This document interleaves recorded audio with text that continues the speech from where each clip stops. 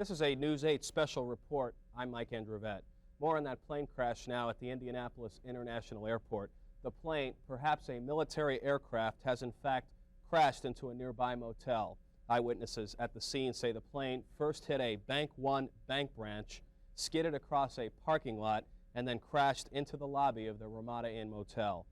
Mark Voigtman on the scene says there are perhaps multiple injuries and even multiple deaths. We have live units on the scene setting up to bring you more on this story live, and as we are able to do that, we'll return to yet another news break. For now, this is Mike Androvette. Let's return to programming. This is a News 8 special report. Mike Androvette reporting. There has been a plane crash at the Indianapolis International Airport, the plane coming to rest in the lobby of a nearby motel. Reporters on the scene say there have been multiple injuries. Now, let's go to the scene with Ethel Micka. Ethel, tell us what's happening. Well, Mike, just shortly after 9 o'clock this morning, we are told that an AF military jet aircraft lost its engine power about a block from here and ended up crashing into the side of the Ramada Inn Hotel, which is just off the airport expressway on Executive Drive. With me right now is Randy Stroud, who was a witness to this accident that occurred shortly after 9 o'clock. Randy, tell me where you were and what you saw. Well, I was over on Distributors Drive about a block from the airport, and I heard an explosion. I looked up and I saw an aircraft, a military aircraft, going down. So I drove over to Executive Drive, and I saw the aircraft take off the top of the bank and crash into the lobby of the hotel. Did you see the pilot eject? No, I did not. As Randy said, there is damage to a Bank One branch, which is just about a half a block away from the Ramada Inn. The plane actually crashed into the lobby area of the hotel, but the whole side of the building, as you can see behind me, a tremendous amount of smoke coming from the aircraft. It was on fire a little earlier. The whole side of the Ramada Inn reeks of the effects of the fire and the impact of the crash. A nearby Bank One was damaged in this. Most of the roof of the Bank One branch was taken off. Right now, we know that there are some injuries. We do not know the extent of those injuries at this time. We spoke with several other witnesses from offices in the nearby area. This is an industrial park area, and it is jammed with all sorts of businesses. We talked with two other businessmen who actually saw the pilot's seat eject from the airplane right before impact and saw the pilot land. We are told that the pilot, military pilot, did land safely about 4 blocks from here in one of the grassy areas, and he is being treated right now for his injuries. We were also told, and this is an unconfirmed report, that there was a second pilot in the jet. That has not been confirmed at this time. As I say, the witnesses that we spoke with in a nearby office building said that they did see one pilot eject from the military aircraft. Right now, this entire area has been cordoned off. You can still get to the airport if that is your route, but the whole area, as far as exits are concerned, have been cordoned off. Mike? Ethel, I can see behind you there are several ambulances.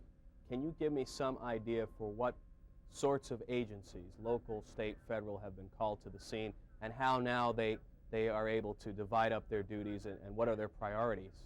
Well, Mike, as you can see behind me, and we'll have Jack Parker work his camera, right behind me is a marathon station. You see several ambulances. We literally have every agency in Indianapolis out here right now. The Indianapolis Police, the Marion County Sheriff's Department. We have some state troopers out here trying to handle the situation. We have dozens and dozens of fire engines out here.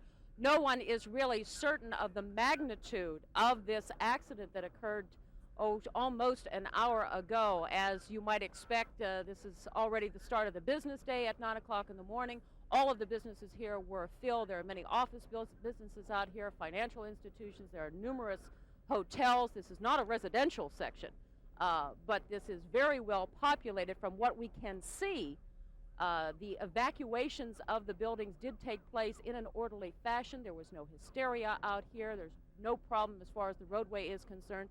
We are certain that there are some injuries as a result of the impact of this crash, but we are not certain whatsoever as to the extent of those injuries. As I say, it was a busy business day. The hotel was open for business. We are not sure at all how many people were inside or if anyone inside the building was injured. But we will, of course, be updating you on this story as we receive more information. A rather frantic effort is taking place here right now to get to those people who might have been injured by the impact of this crash. But there is quite a bit of confusion, as you might imagine, Mike. Ethel, just very quickly, I know it's a fluid situation out there and you haven't had much time to confirm the injury reports, but can you tell whether the injuries are at both locations, the Bank One branch and also the hotel lobby? It does not appear that any of the injuries took place at the Bank One building. As I said, and unfortunately you can't really see very well from here, when the military jet lost power and began to descend and crash into the lobby of the Ramada Inn, the bottom of the aircraft skimmed about half of the roof of the top of the Bank One branch here, taking off half of that roof. Of course, nobody was up on the roof at the time, we understand, and we noticed all of the Bank One employees out around the bank branch, and no one was suffering any injuries that we could tell. If indeed there are any injuries, they are at the hotel. As I say, the aircraft did not crash into any of the rooms, it should be noted, but it did crash into the lobby, and we just are not certain at this time, because of the nature of the emergency procedures that are taking place, just how serious those injuries are. But we believe that they are confined to the Ramada Inn. Due to the nature of this, we are going to stay with you as long as we can. Is Mark Voigtman nearby? Unfortunately, he is not. He is on the other side of the Ramada Inn here, trying to get a handle on just how this could have occurred. As I mentioned to you, the pilot was not injured, we are told. He was being treated for some superficial cuts and bruises that he was being treated for, that he suffered when he ejected from the aircraft. He is, of course, being debriefed by the airport authorities here, and the airport authorities are on the scene trying to get some information as to just how this could have occurred. And we might add that the military is also on the scene. All we know is that we cannot really see anything that looks like a plane at this point. There's a lot of debris scattered over a wide area, and it looks like the lobby area, we're talking right underneath the overhang of the hotel, that is the target where it hit. I mean, it was right on the money, right in the very front area of the lobby. The only thing we know as far as the number of people who were there at the time is from the kitchen help of the hotel. They were saying that there were about 7 or 8 people who were working in that area, others who were going back and forth. They believe roughly 7 or 8 people were in that area at the time the plane hit. And as we have said so far, those people at least have not been seen by those kitchen help people since that time. All right, and we also understand that the military aircraft might have been carrying something, perhaps an explosive or perhaps some type of weapon. That, again, is something else that we're not really familiar on. There is one interesting point of fact, however, and that is that the cockpit of the plane was found over, maybe 200, 300 yards away from where the Ramada Inn is. Mark of course, Voigtman. that could really indicate that the cover of the cockpit came off as they were ejecting, and that would be the normal procedure for that.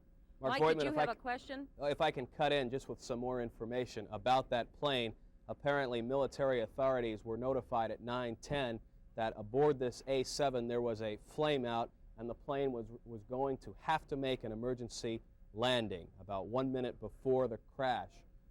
Our information is that there was no engine power. The plane was gliding. So apparently some equipment malfunction. There was some warning, but not very much. Well, Mike, again, that's the impression that we get from this area. We would like, if you could recap for the folks at home just for a moment, we would like to get a hold of some of the medical personnel who have been treating the injured and perhaps bring you an update on just what the situation is. Ethel, go ahead and do that. Mark Voigtman, if you can stand by. A few things you said I'd like to probe a little deeper. Mark has just walked away from the scene, unfortunately, for a minute, Mike. He also has gone to find out if there is any other information involving the injured in this area. As you can see, things are very, very orderly in this area. There is no hysteria. We still have a tremendous amount of emergency personnel on the scene at this time, and they are again trying to get to the injured, if not indeed if they haven't already taken all the injured out of the area, and quite a few military personnel on the scene as well, trying to see just how something like this could have happened. As you can see to the left of our screen on the Ramada Inn, there's a tremendous, and I mean tremendous, amount of damage that has taken place as a result of this crash. And we can almost assume, although we have no confirmed reports whatsoever, that the plane might have been carrying something to have caused such a tremendous fire, because not much of the plane made it to the Ramada Inn lobby where the impact was, as Mark had mentioned. People up a little bit. The best to your understanding, this plane, we just received new information. Apparently the plane had shut down and was gliding. We understand that the plane first hit a Bank 1 bank branch, sheared the roof off of the bank branch, and then we see right there the Ramada Inn. Did the plane come to rest initially in the lobby, or did the plane hit with force against the entire side of the building? What is that, 5, 6 floors up? It appears to be, let's see, it's about a 7-story building there. The plane hit dead center in the lobby. There's no question about that. It hit dead, at least the engine or the nose of it hit dead center in the lobby, and the fire just whipped up into the air and took with it the side of the building there, literally burning away the facade of the rooms that you can see right in the middle, right in the guts of the Ramada Inn. We have not been able to see any other damage, structural damage, that has taken place in any other part of the hotel at this time. But of course, this portion of the hotel that you're looking at is actually considered to be the front of the hotel, the front entrance, the driveway, the lobby area. But we do know that whatever was left of the plane as it was coming down, it was a direct hit into the lobby. Athel, I do not know whether, from your vantage point, you can show us the Bank 1. I suspect not, because Jack Parker would have already. But for the sake of perspective, can you give us some idea where the Bank 1 is in relation to that shot we're seeing now? If you probably you're looking at Executive Drive here. Executive Drive goes right in front of the Ramada Inn Hotel. And if you cross the street, literally cross the street on Executive Drive from the Ramada Inn, you would be in the Bank 1 bank branch parking lot there. It's very difficult for us to show you that because there are emergency vehicles literally lining the street here on Executive Drive, many of them standing by just in case something further is needed from them. Many ambulances in the area. We still have with us right now Randy Strode, who was an eyewitness to this crash. Randy, were you able to tell just how much of that aircraft actually hit the Ramada Inn, and if there was some sort of explosion? I don't know how much hit, but there was one big explosion. It just within a matter of about a half a second was up to the top floor. So there was a large explosion. Was the plane, or whatever was left of the plane, was it on fire when it hit the building? No, it was not. It wasn't on fire till it hit the building. When it hit the bank, it looked to be pretty much intact. But when it slid across and then hit the hotel, it was just in flames. You couldn't see nothing. Cars were on fire. It hit cars. I hope nobody was right in front there, because it would be tragic. Well, did you have an idea as to how many people may have been parked in front of the Ramada Inn, or how many people may have been in the area? No, I don't. The first thing I did was try to get the people out of the bank.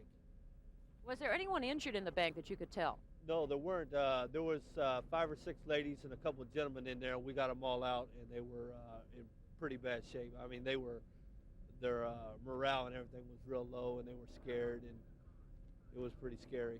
Well, it was pretty scary because the plane, as we mentioned earlier, took off about half of the roof of the Bank 1 branch building here that's across the street from the Ramada Inn. But as Randy, who was an eyewitness to this entire situation, said, the aircraft, or what was left of it, was not on fire prior to it hitting the Ramada Inn, and then it just exploded, as he said. What you're looking at right now are literally a cavalcade of Indianapolis Power and Light trucks that have come in to take care of the electrical needs in this area. This is an industrial park, and it has quite a few power lines around the area. We have with us right now a member of the Wayne Township Fire Department. You have been on the scene. First of all, tell us your name.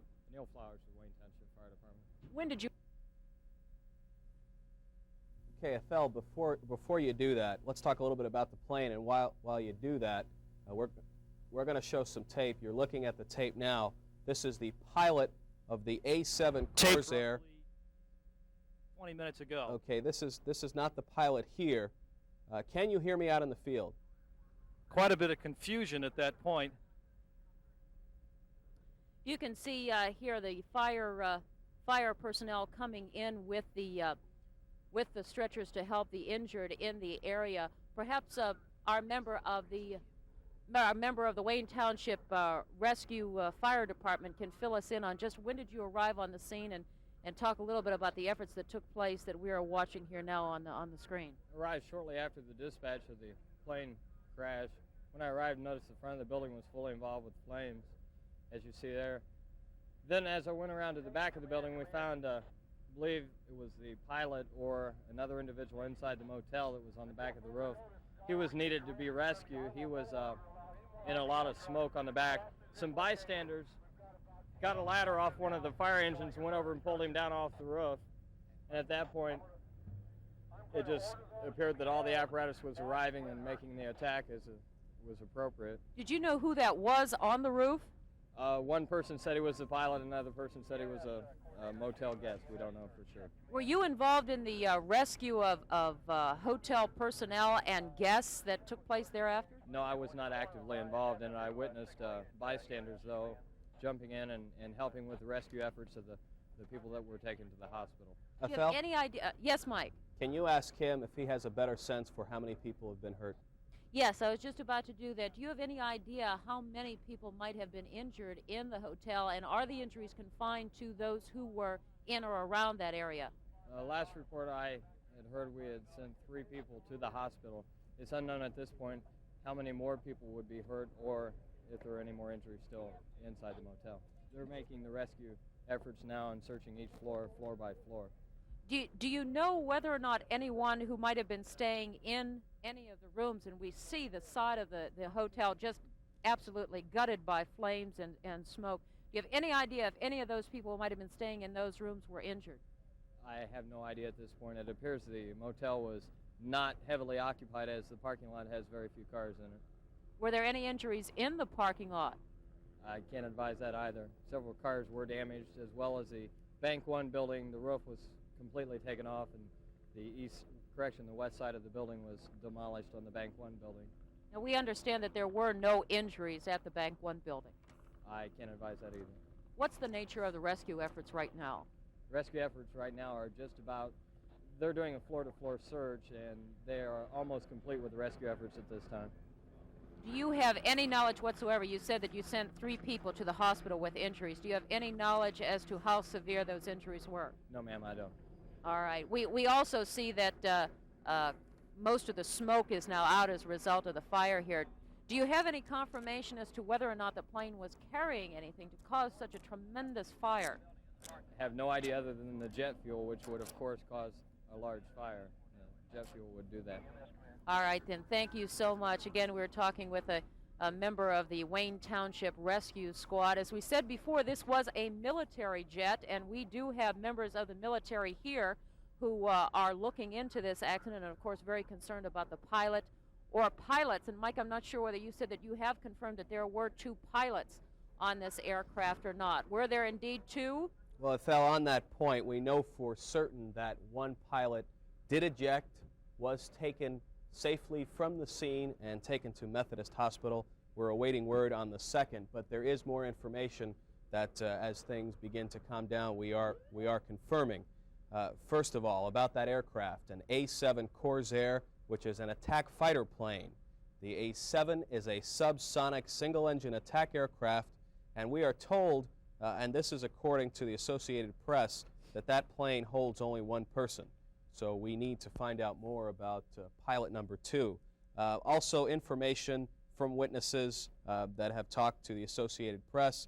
The plane apparently slammed into the second and third floors of the hotel. As you have said, it crashed into the Bank One branch first, then skidded across to the Ramada Inn airport, skipped across that road, and then hit the hotel. Officials say that the hotel holds 220 people, but at the time of the crash, about 9:10 a.m. this morning, there were about 108 people in the hotel. Of course, we do not know how many of those people were in the lobby. We have received word that military authorities were notified of some sort of an emergency at 9:10 a.m., apparently a flame out, and we need to find out a little bit more about what that exactly means. But as in a practical sense, it means that the engines were turned off or would not operate, and the plane was gliding and was landing at the airport, attempting to land at the airport, when it then hit short, and then of course hit the Bank One and hit the hotel lobby. What we know right now from the scene and from the wire services and reporters on the scene, apparently at the Bank One there were no injuries. At the Ramada Inn there are at least 3 injuries, 3 people to the hospital. If you fear that someone you know, a loved one, might have been at the Ramada or near the scene at the time of the accident, we are told that most of the injured are being taken to Methodist Hospital. So perhaps you may want to direct your inquiries to Methodist Hospital. Roads in the area are reportedly being blocked off. We are trying to get more information on a second pilot, if possible. Mike, as you can see from our pictures here, the firefighters are continuing to put out any more smoldering embers that may have resulted as a result of this crash and fire at the hotel. Things seem to be very well under control. The emergency forces here have worked very well. Coming towards me is an Indianapolis Fire Department District Chief. Chief, can you tell us, please, what is the status of the fire right now? I really can't tell. We're just still fighting floor to floor is all we're doing. Are you making a floor-to-floor check? Yes, we are. Have you found anyone yet? There's been a few bodies recovered, is all I can say. People who were staying in the rooms? That I don't know either. Athel, when he says... Tragedy has happened here. That's all I can say, ma'am. Yes, Mike? Athel, when he says bodies, can we confirm that there are, in fact, fatalities? Well, Mike, that is the very first official who has, with the Indianapolis Fire Department, who's the primary responder on this, the first official who has made those types of references. As you can see from our pictures here, if we look over to the hotel once again, you can see that rooms are gutted out. We have not been able to confirm just how many people were staying in, if any, were staying in those rooms that were hit by flames, but the Indianapolis Fire Department District Chief that just walked by us said that they have recovered a few bodies. So unfortunately there have been more victims and more serious victims of this instance than we first thought. Again, from the Wayne Township Rescue Squad, we do know that there was, and from eyewitnesses, there was quite an explosion as a result of this situation, and we know from other witnesses that the plane was not on fire until it hit the hotel, and then you can see the results of the impact of this, a tremendous fire, a number of rooms. It looks like maybe, perhaps 15 rooms that were affected in some way by the fire here, and now the first indication that we may have some fatalities as a result of this. Athel, we are going to show some very raw videotape. Jack Parker will be sending it from the scene. This is the pilot who ejected from this A7 Corsair being taken to the hospital. This is the video right there. We are told that the pilot is in good condition, no life-threatening injuries, was taken to the hospital, Methodist Hospital, presumably to be checked out and ensure there are no injuries. There is some question whether, in fact, there is a second pilot. The wire reports seem to indicate that perhaps there is not. Most of the information now is regarding that gentleman you see there. Athel, it sounds like this was a National Guard plane as opposed to an Air Force fighter jet. That's what Pentagon officials are saying. Mike, I've lost you for a minute there. Hold on. I'll hold on and we'll summarize a little bit. We have at least 3 injuries, 3 people taken to Methodist Hospital. That seems to be the collecting point now, the crisis center for the injured as they're taken from the scene. You are looking at a picture of the Ramada Inn Hotel on the west side of Indianapolis, near the Indianapolis International Airport, where at about 9:10 a.m. this morning, a military aircraft, apparently a National Guard plane, a designation A-7 Corsair attack plane, its engines stopped running. It's called flameout, and the plane attempted to land at the airport, did not make it.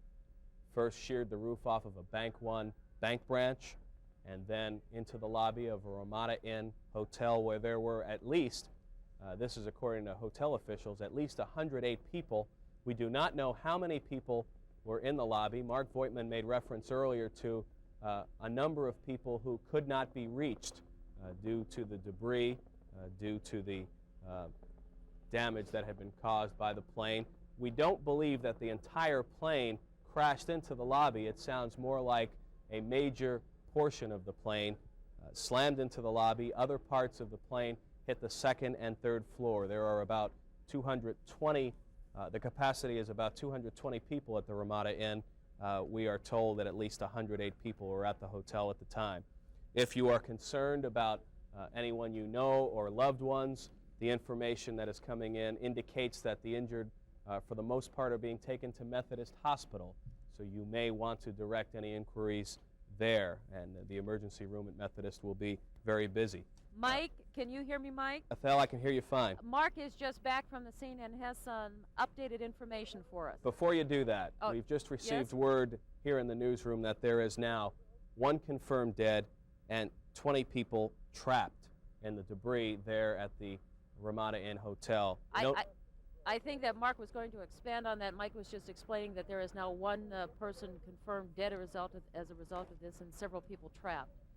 I'm going to go a little bit beyond that point. I was just over in the area of the Wayne Township Fire volunteers, and they were talking about 6 people unconfirmed dead. That's what they're saying. They sound pretty certain in the way they're talking, but officially they're calling it 6 unconfirmed dead, and they are talking about setting up a temporary morgue somewhere in the area of the Ramada Inn. We don't know the exact location at this point. I'll go back and find out some more. Now, Mark, before you leave, Mark? Yes, he is standing by. Could you ask Mark, earlier he made reference to the people trapped. Since then we've gotten word of even more than he first thought trapped in the hotel. Can he give us some sense for why they are trapped, what is happening over there? Mark, do you have any further information about, we received some initial reports about 20 people trapped. Do you have any more information about people trapped in the debris? There is a very indefinite figure of some people trapped in the debris, but I haven't heard any exact numbers so far. The only thing that we're hearing at this point, to distinguish among the various totals, there is 1 body that has been taken out so far. That is confirmed. That's correct. The Wayne Township Fire Department is saying officially, kind of officially and unofficially at the same time, that there is an unconfirmed total of 6 persons dead. And they were talking about the possibility of a 7th. I don't know if that person is unconfirmed or what, but it's definitely in a state of flux. And they're talking about some people being trapped in the rubble. We don't have any idea at this point what that figure is. For those Mark, of you we're going to let you go and find out more information about that. Mike, one of the things that I'm sorry, did you want to say something? Yeah, but I just want to say, for those of you who have joined us from around the country, I'll try to do a real quick summary of what has happened.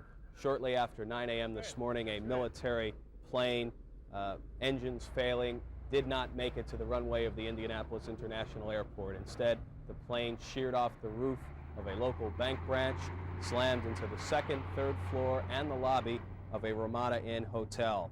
Reporters on the scene, Mark Voigtman and Ethel Micka, tell us that there are at least 6 people dead. That is the operative number right now. The number of injuries still unspecified. We're still not sure as to that. The pilot of the plane apparently was able, no, not apparently, it is confirmed, was able to eject.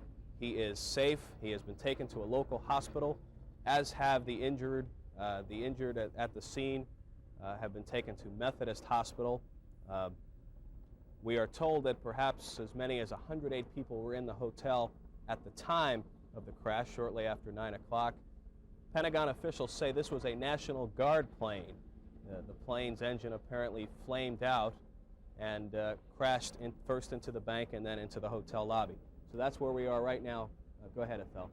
Mike, I was just going to say the reason why the injuries are so precarious, the numbers are so precarious at this point, is that you have to understand, and we are obviously not able to get you right into the hotel for obvious reasons, but there is a tremendous amount of debris in the area, and if indeed there are people trapped, as we know there are people perhaps still trapped inside that rubble, it's very difficult to get to them at this point. There's a tremendous explosion when the plane did hit the hotel, a tremendous fire that resulted as right after impact. So it's very difficult for rescuers to have definitive numbers on just how many people might have been injured as a result of this.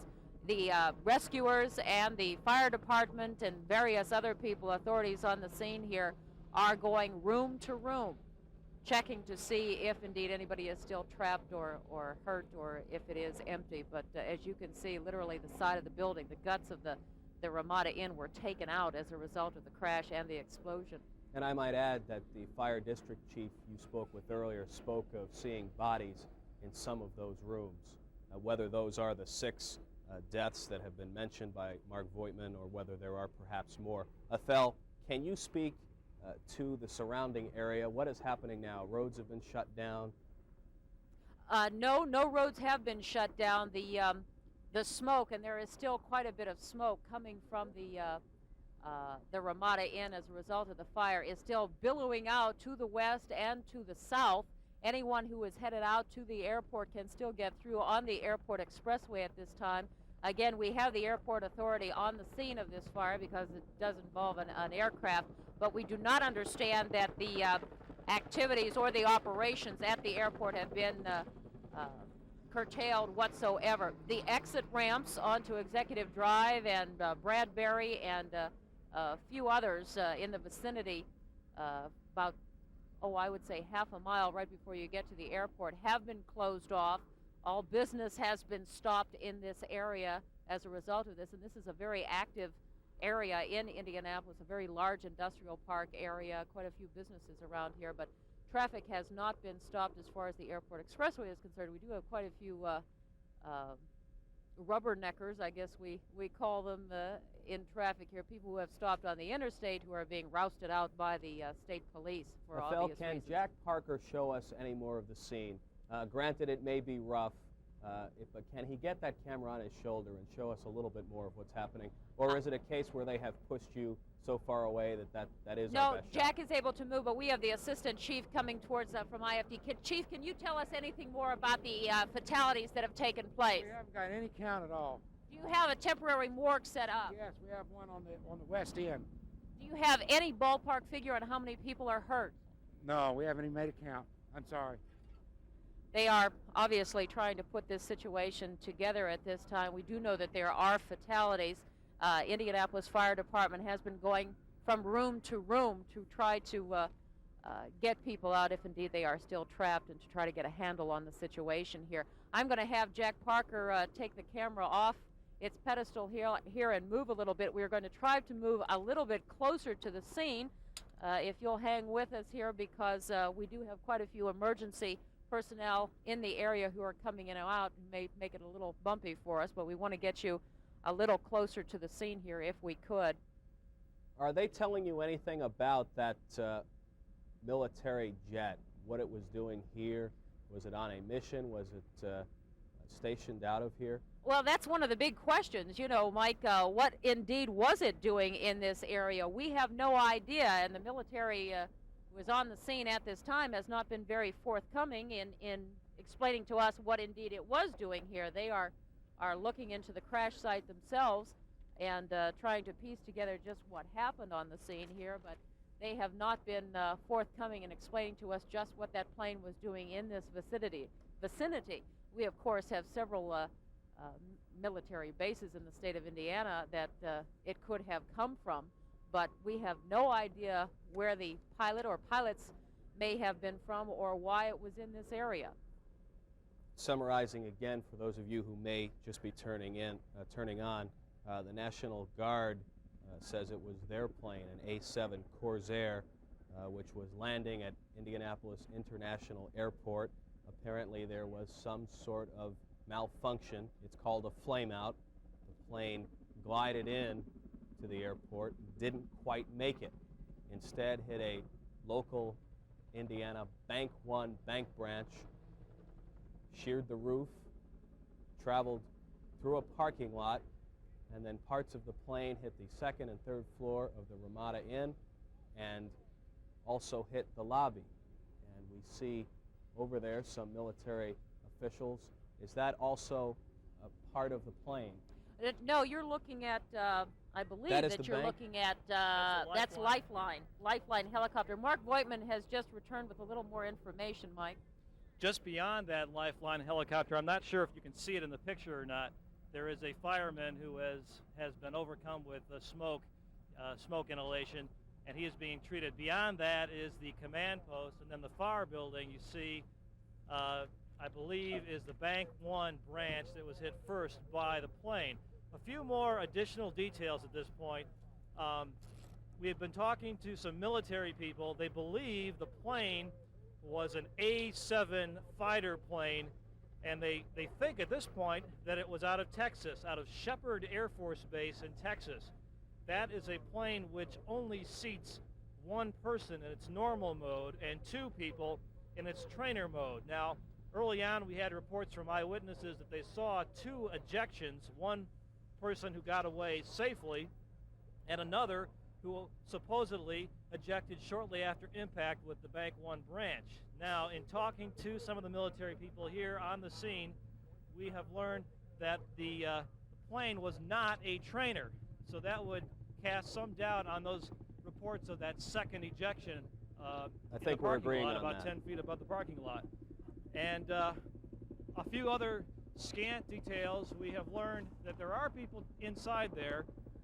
We don't know if they are alive. In fact, the presumption at this point is that those who are trapped are not alive. At this point, the Wayne Township Fire Department is still sticking with its unconfirmed total of 6 people dead. In other words, it believes that there are 6 people in there. It has not found those 6 people yet. It has found just one person. There was a meeting going on in the Ramada Inn at the time the plane hit.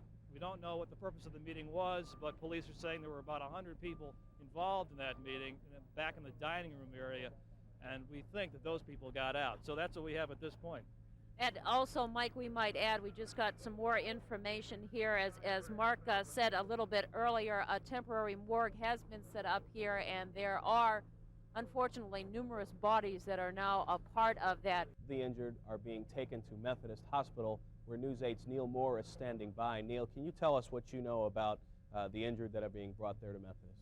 Mike, at this time there are 2 people who have been injured in the plane crash who have been brought here to Methodist Hospital. They include Major Bruce Teagarden, who was the pilot of that National Guard plane. I believe we do have pictures of the Major as he arrived here at Methodist Hospital.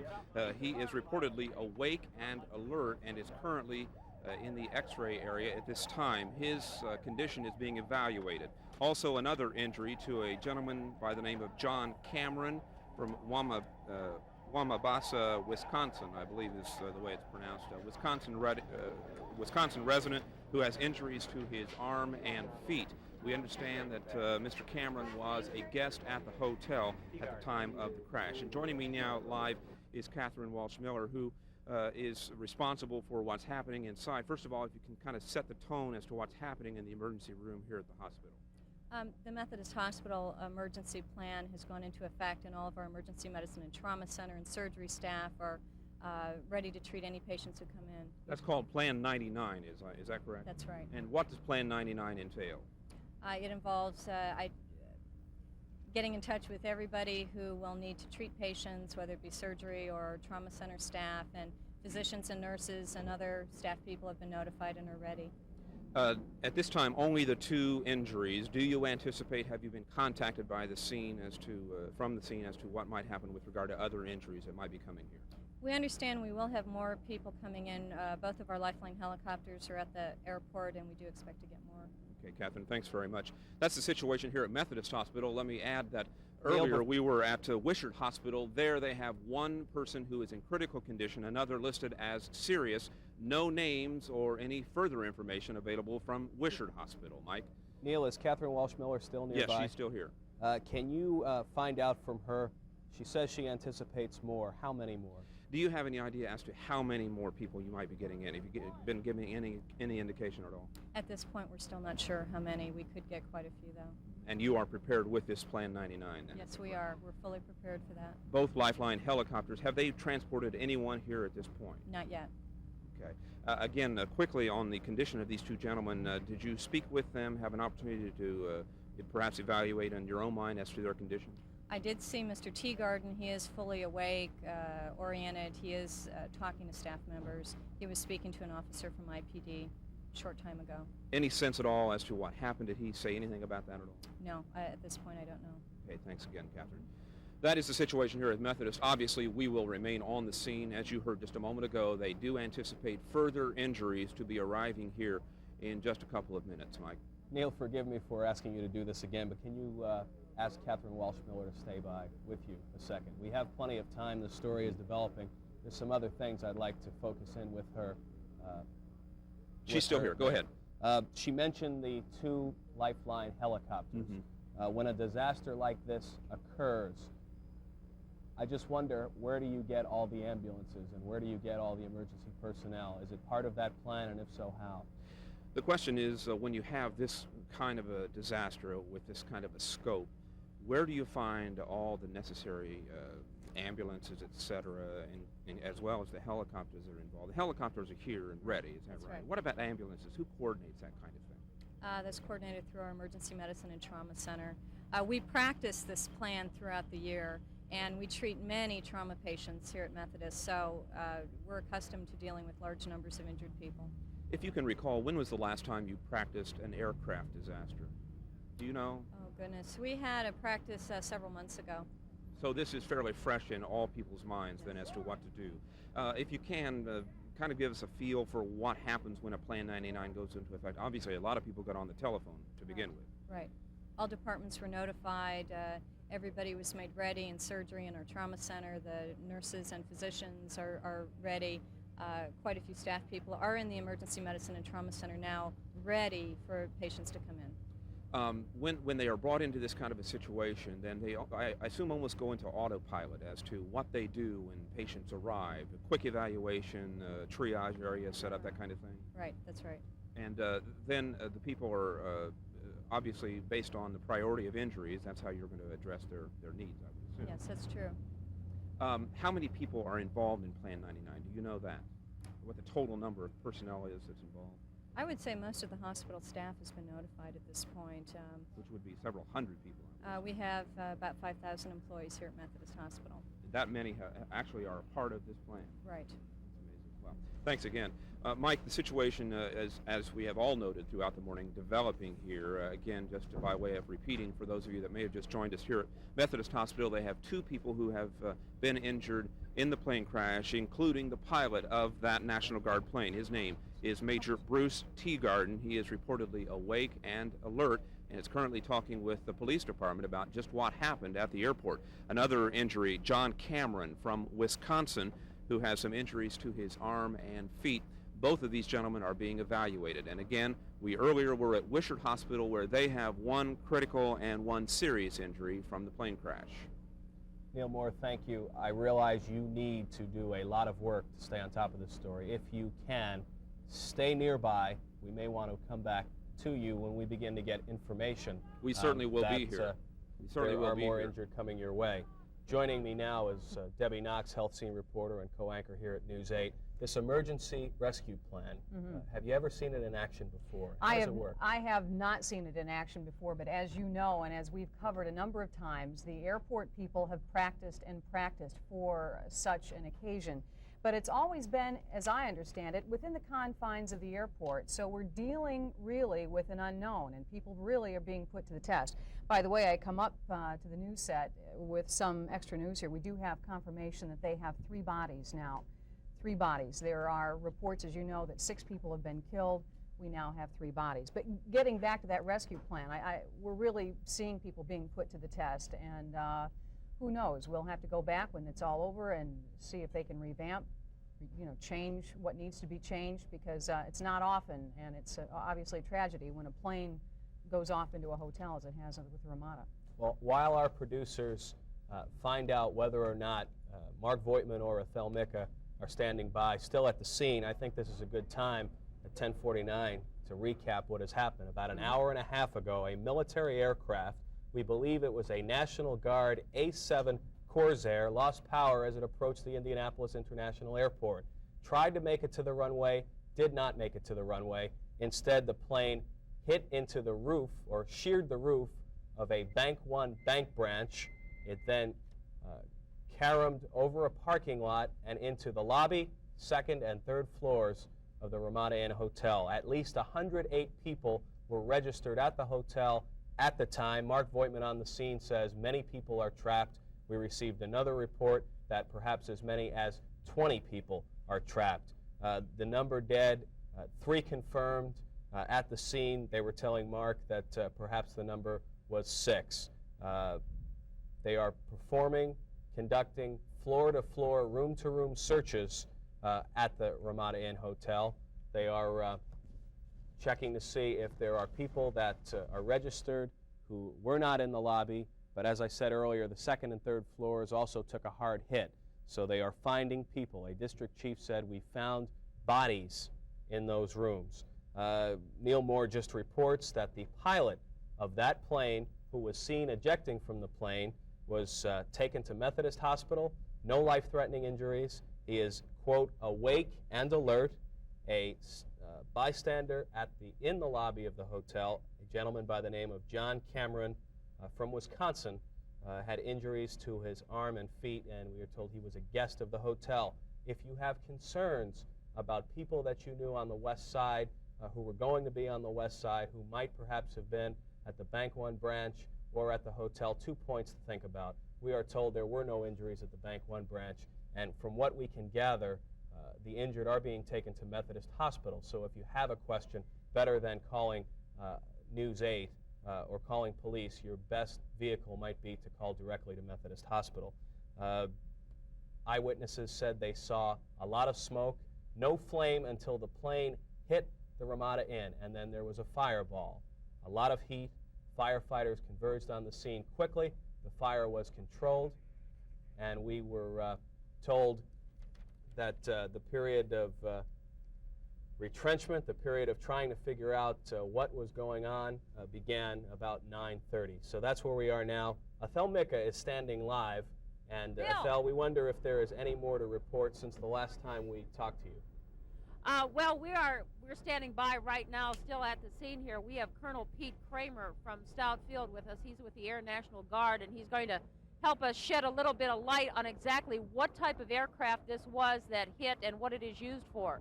Well, it was an Air Force A-7 aircraft. It's a fighter bomber aircraft used for air-ground support for the Army. We understand it was traveling. I've heard one story. It left from Pittsburgh this morning, heading for Tinker Air Force Base, Oklahoma. But I've heard other stories too, so I'm really not sure yet. Was it on a training mission? Yes, it would have been on a training mission. I understand that Grissom Air Force Base is sending a group of people here to take over the accident scene until the Air Force investigators arrive. They're the closest Air Force base, so they would take that responsibility. Do you have any idea, were there indeed 2 pilots on this aircraft? No, there was only 1 pilot on the aircraft, and he safely ejected, and I understand he's in Methodist Hospital.